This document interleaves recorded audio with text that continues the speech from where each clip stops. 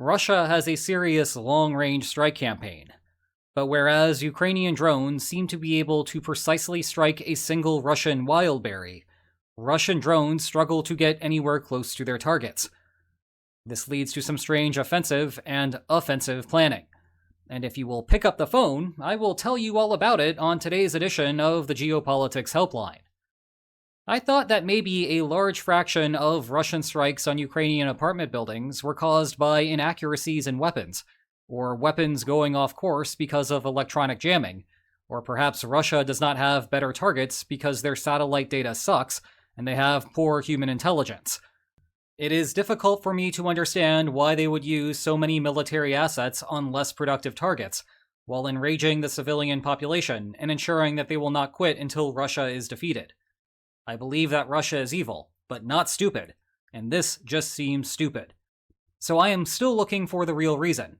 Am I missing something?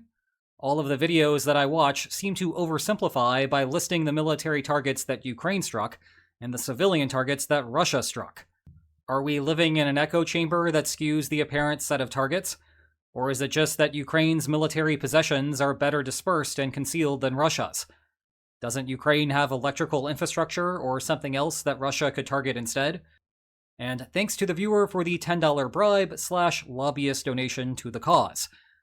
Short answer is that some of it is an echo chamber thing, but it is grounded enough in reality that it is a fair simplification of what is happening. For context, previously, I have said that we observe Ukrainian civilian dwellings get hit in part due to the inaccuracies of Russian weapons. This is not to discount Russia actively targeting civilian infrastructure and housing, just that what we observe is not entirely the consequence of specific Russian targeting. And, moreover, because Russia knows that its weapons are imprecise, the optimal amount of intentional civilian targeting goes down. That part of the spreadsheet increases enough on its own by trying not to hit civilian targets, and then just winding up hitting them anyway. Focusing on the last part of the question for a moment, there is a problem with Russia seeking out high-value non-military targets. We see, day after day, Ukraine striking Russian oil refineries and export terminals, and so it seems that Russia should just be able to do the same. Unfortunately for the Kremlin, that is not how the Ukrainian economy is structured. Ukraine's main exports are in the agricultural sector. The problem here is that the value is not concentrated. You blow up a refinery, and you have caused tens or hundreds of millions of dollars in damage. You blow up a silo of grain, and you have blown up a silo of grain. I am sure that the farmers who harvested that grain will not be pleased, but there is no concentration of value there. Nor do you have bottlenecks in the supply chain, like a refinery where if you strike it, it causes domino problems for the rest of that industry, or the domestic economy as a whole. The closest analog to that would be export terminals along the sea. But then you still run into problem 2, which is how the international community would respond. It turns out that people eat grain. If you starve the world of cereals, you literally starve the world. Russia still tries to maintain good relations with governments in the Middle East, who must import grain to keep their country stable.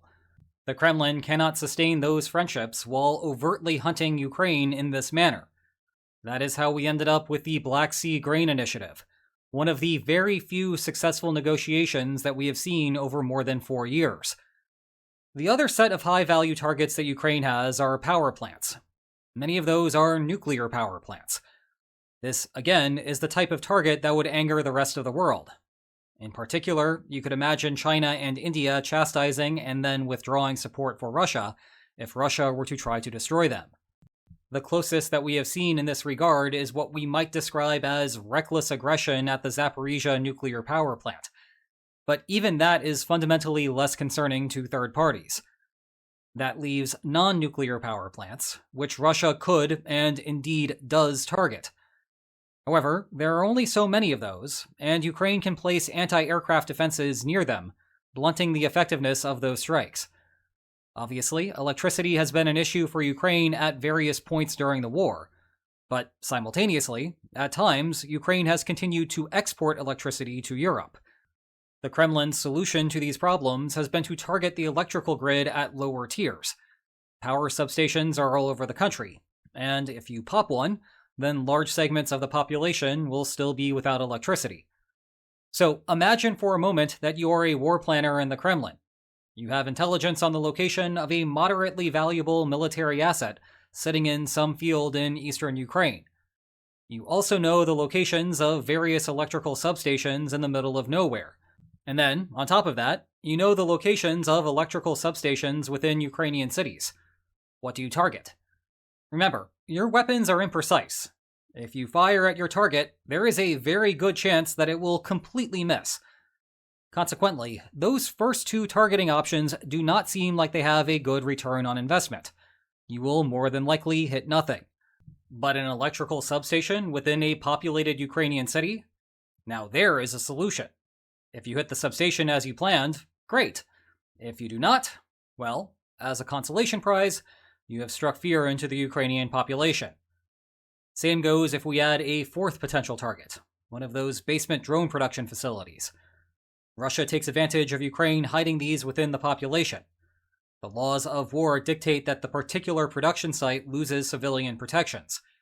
The surrounding buildings and civilians who live nearby also lose civilian protections, so long as Russia engages in a good faith effort to specifically strike the military production site and take precautions to limit civilian harm. Firing inaccurate weapons in the general direction of the drone manufacturing site does not qualify. Neither does the alternative Russian strategy of hitting things and then retrospectively labeling them as a drone facility. Now, I think it is worth interrogating the wisdom of this campaign. There is a perception in Western internet circles that this will never work. Every attack on Ukraine's civilians only strengthens their resolve to continue the war. The extreme version of this argument you will hear is that bombing civilian targets never works under any conditions, and thus it is generally stupid.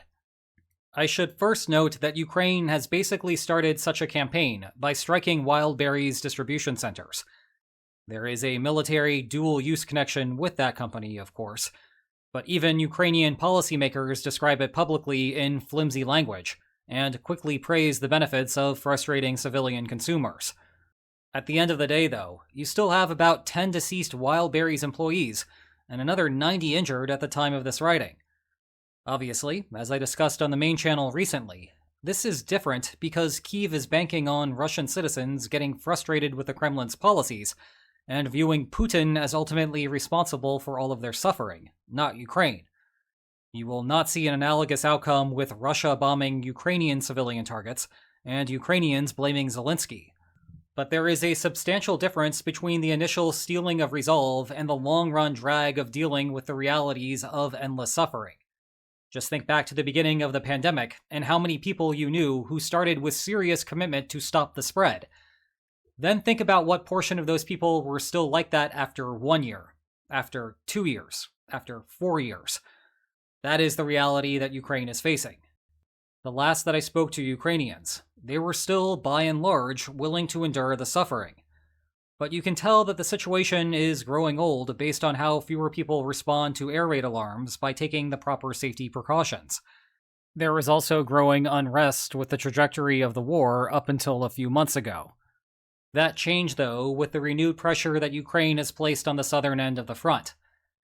So, if you are asking me whether I think that this strategy is stupid, no, I do not know that to be true. It is, however, a gamble, and the ultimate utility of it remains to be seen. But when all of your long-range options struggle to hit a target, you might not be left with better strategic options, so long as the moral aspects of this do not faze you. Then again, who am I to say when I am so easily bribed?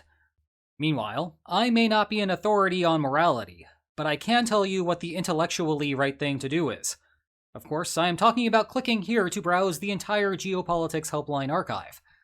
And if you enjoyed today's video, then please like, share, and subscribe, and I will see you tomorrow. Take care.